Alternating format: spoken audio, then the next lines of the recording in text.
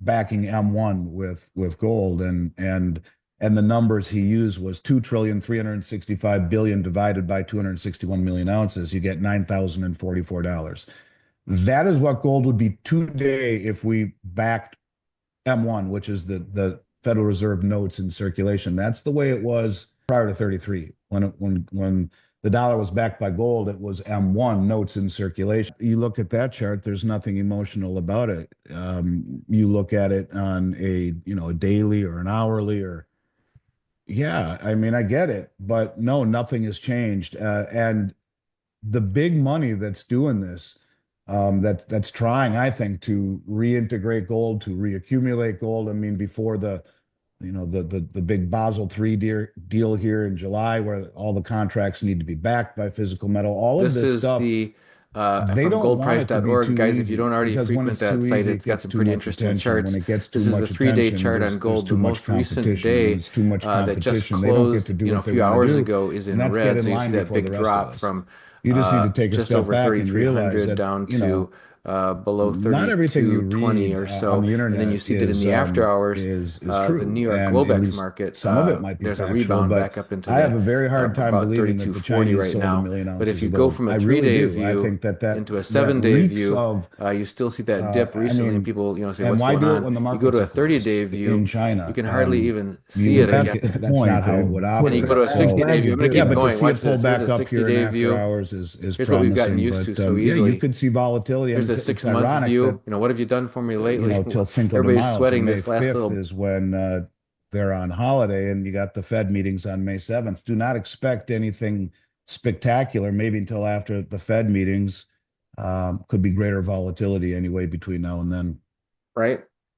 We have a comment here from Barton Winchester who says, we are just establishing a new gold bottom. How long were we all watching and waiting for gold to break through 2,000? And then how long were we all watching and waiting for gold to break through 3,000?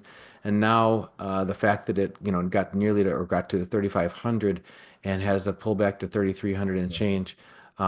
He says, is this just establishing a new bottom, new support level?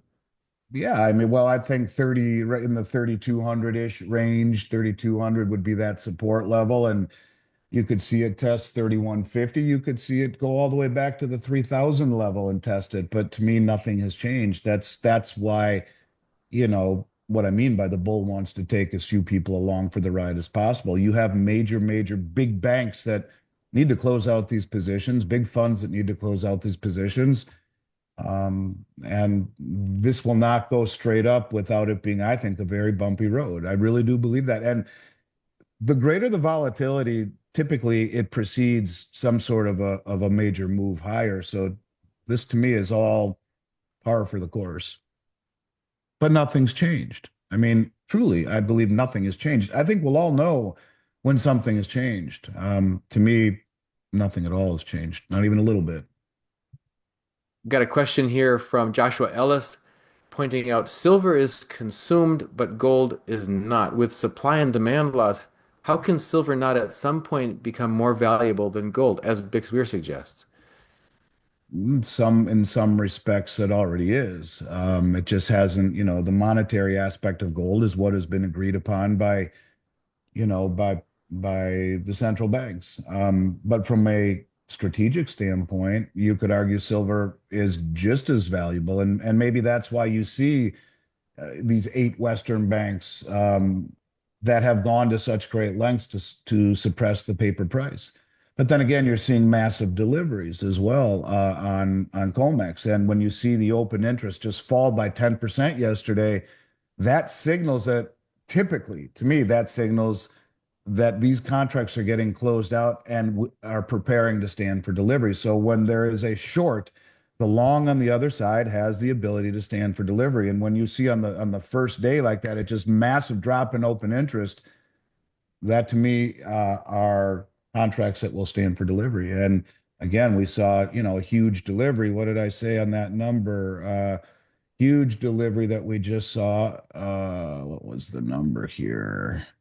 Um, 14,813 contracts. It's the second highest ever. And if we multiply that times 5,000, well, that's 7,400,000 and no, is that 74 million? 74 million ounces of silver.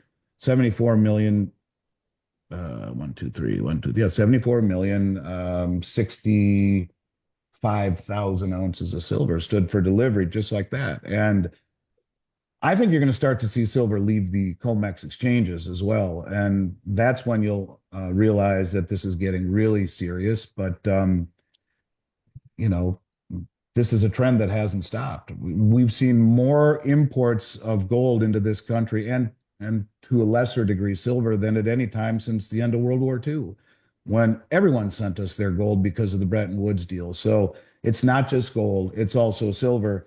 And I think the people at the highest levels understand silver. There's a race to secure it, and I think they understand that it is strategic. It's not tier one, so it doesn't have the same implications that gold does for the Basel III regulations. But when you see Russia and India and China and all of these countries on a mad dash for it, I think that people in the United States who are making the policy understand that as well, and that's why you're seeing so much brought into the country from London and from Switzerland. We've got a question here from Fazdal again. What does Andy think of Mike Maloney's theory that Scott Bessent will revalue gold to $10,000 by the end of summer? Well, I liked his. I gave him credit for it. I talked about it.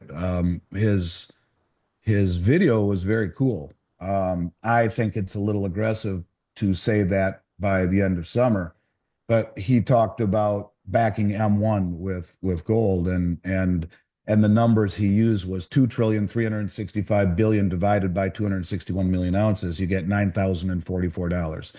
That is what gold would be today if we backed M1, which is the Federal Reserve notes in circulation. That's the way it was prior to 33. When the dollar was backed by gold, it was M1 notes in circulation, and M2 is credit. It's 92% credit, according to Mike, and it's all the numbers that you see in your bank account. That's just credit. They don't have it at the bank. If you had $5 million in your bank account and went there and demanded it, well, you'd be lucky to get 2% of that, which is interesting. By the way, just noticed a story today. Spain has introduced strict new rules on cash withdrawals. Withdrawals over 3,000 euro require advance notification to the tax agency. Over 100,000, you need 72 hours notice.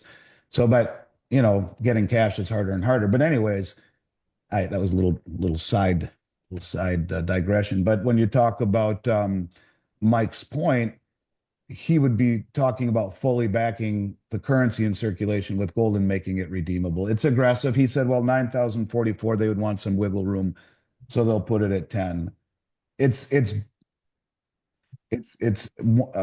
take that is well thought out and articulate, and I think it's aggressive. I don't think it will happen, but I liked it anyway enough to talk about it last week and give him credit. Thought it was a cool presentation he did.